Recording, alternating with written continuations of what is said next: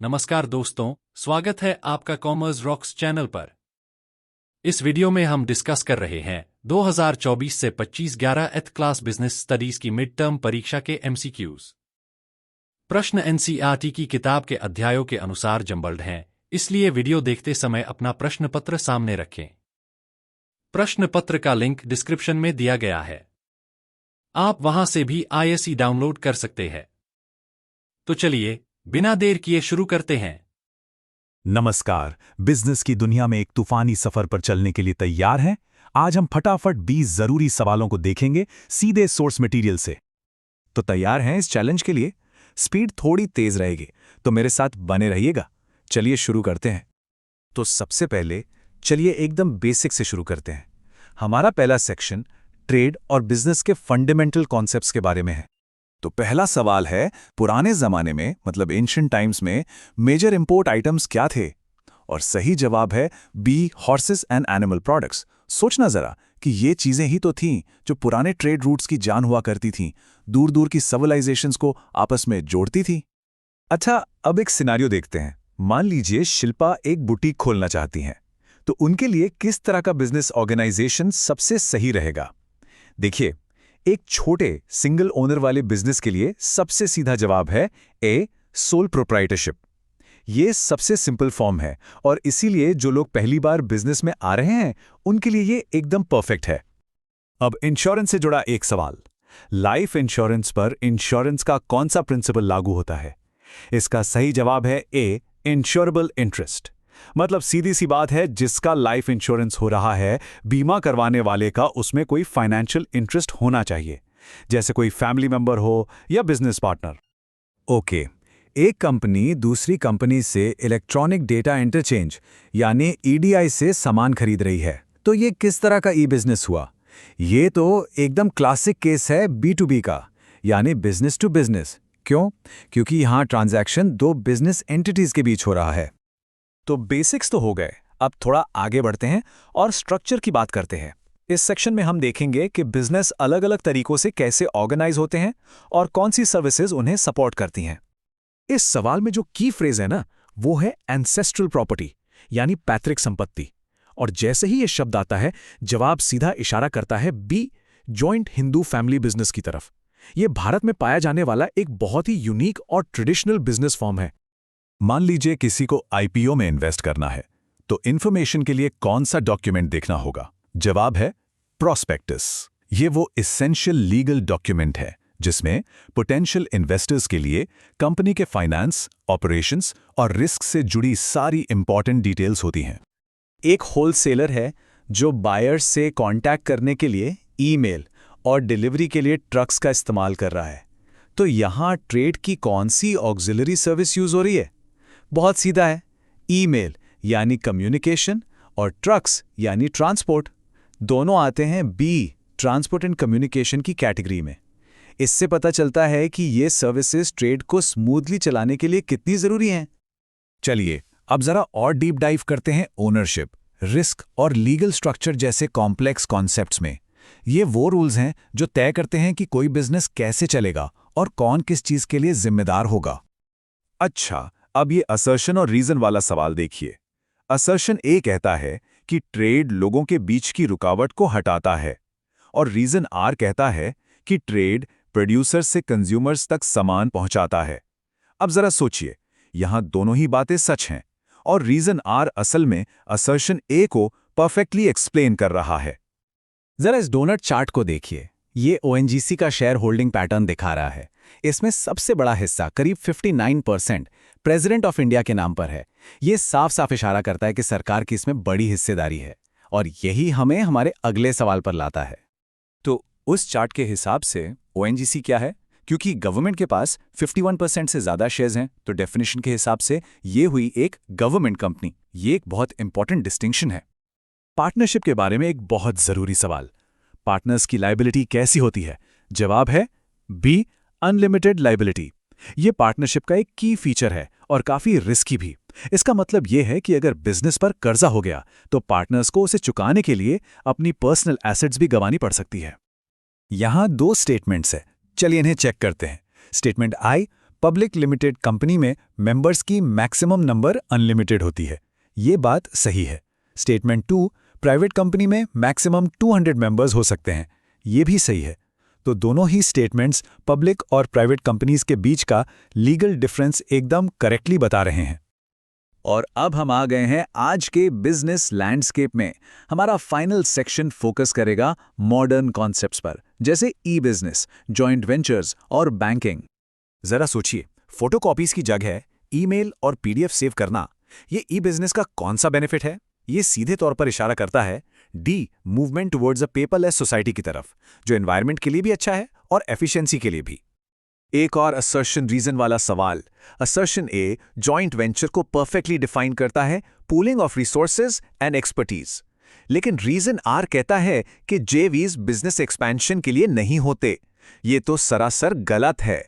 Business expansion, new products, new markets, यही तो जेवीज के मेन रीजंस होते हैं। तो असर्शन ए सही है, लेकिन रीजन आर गलत। अब जरा इंडिया पोस्ट के बारे में सोचिए।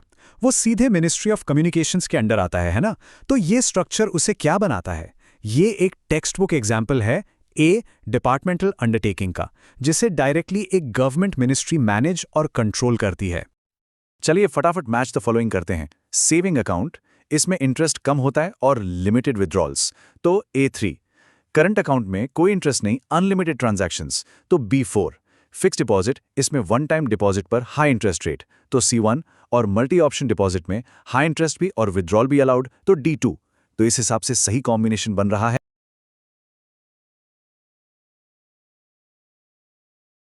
नमस्कार।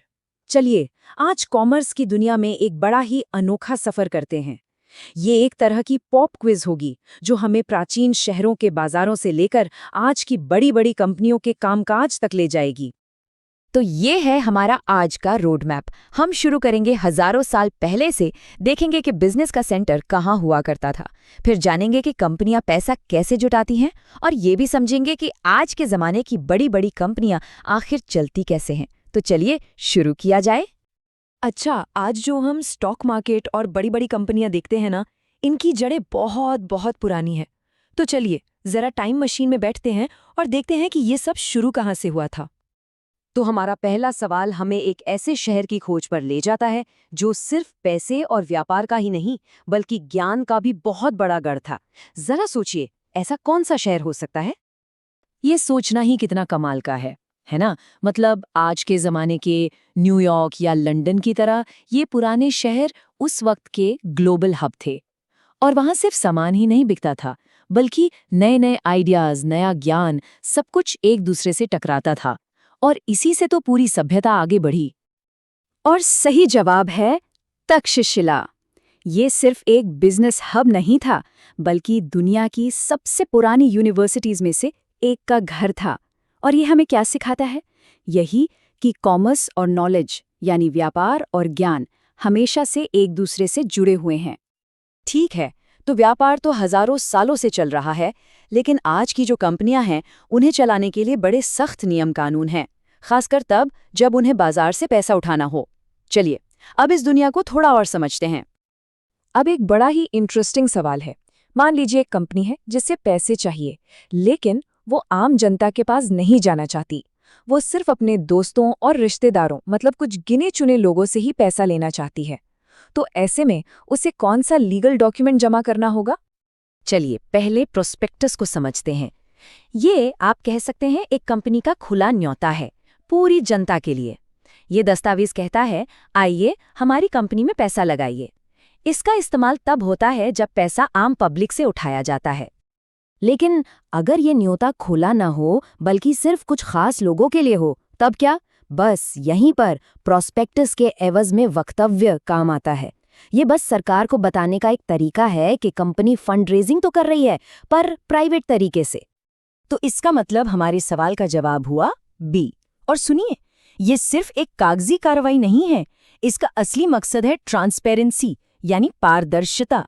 भले ही कंपनी प्राइवेट तरीके से पैसा जुटा रही हो, रेगुलेटर्स को तो पता होना ही चाहिए कि चल क्या रहा है, ताकि सभी के हितों की रक्षा हो सके।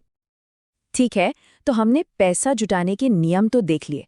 अब जरा उन बड़ी कंपनियों पर नजर डालते हैं जो इन नियमों से चलती हैं, चाहे वो सरकारी हों या फिर पूरी दुनिया में फैली हों। सवाल ये है कि आखिर इन्हें चलाता कौन है और कैसे? तो चलिए सरकारी कंपनियों की बात करते हैं। देखिए, इनके कई फायदे होते हैं, है ना?